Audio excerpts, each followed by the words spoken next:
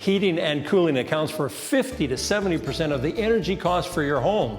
The easiest way to help reduce that number is simply by checking out what's above your head. Meet Silas Hepner.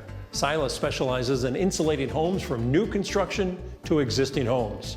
Today, we're tackling the importance of insulating an attic. Hi, Silas.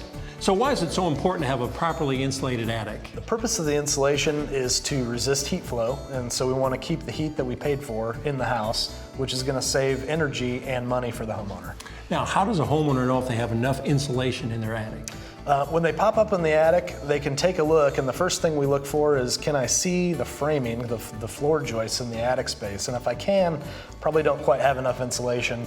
The other thing we could do is take a tape measure up there, and if we know what kind of insulation we're looking at, we can measure it and find out. Now, Silas, I know we talk about R value with insulation. Again, remind us R value and what it means. Yeah, so R value stands for resistance to heat flow. And the more R value we have, the more inches of insulation, the greater the resistance to heat flow. So heat will actually move more slowly through the insulation. Okay, and what are we striving for in terms of an R value here in the attic? In this new house, we're looking for an R49 for both energy code and for the performance of the home. Okay, R49, but what are we talking in terms of inches of insulation? So an R49 is going to be about 12 to 13 inches of cellulose material, or if we're looking at a fiberglass material, it's going to be 16 to 18 inches. Silas, what kind of product are we talking about in terms of insulation here?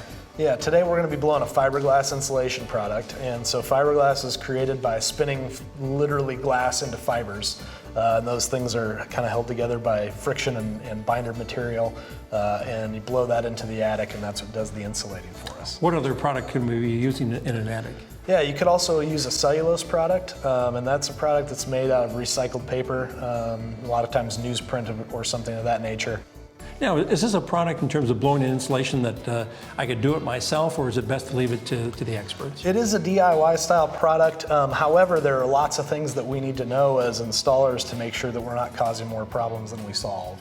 Those can be materials that might already be in the attic, like vermiculite, which could contain asbestos. It's kind of a flaky gray or even a gold-colored mineral up in the attic space, and very important to know not to disturb that if you see it. Other things to be concerned about are things like recessed lights or electrical components and having good clearances around those, chimneys, and then just not covering over on-purpose attic ventilation so that we have good ventilation for the attic. And I know the professionals always take into mind safety and you know, staying on 2x4s in the attic. That's right. Yep, we don't want to crash down through the ceiling, so having a professional take a peek at it is sometimes the best choice. Let's talk a little bit about costs. What do we talk about in terms of insulating an attic and costs? Yeah, so for the cost of the materials is really pretty similar R value per R value, and so at that point what we really want to look at is getting a good quality installation, get some craftsmen up in the attic to do the work, because the installation can have a bigger impact than the material that we choose. How about, is there a better time to do this during the year? Really, you can do this just about any time of the year. There's no sensitivity to the material for things like temperature, mostly just for the comfortability of the installer or the folks in the attic. Just recognize enclosed in the summertime may get a little hot out there, right? That's right. I mean, we see 150-degree attics sometimes. That's a little warm. Well, yeah. Silas, I'm going to let the crew get back to work, and again, a lot of great information. Thanks for sharing that with us. Great, thank you.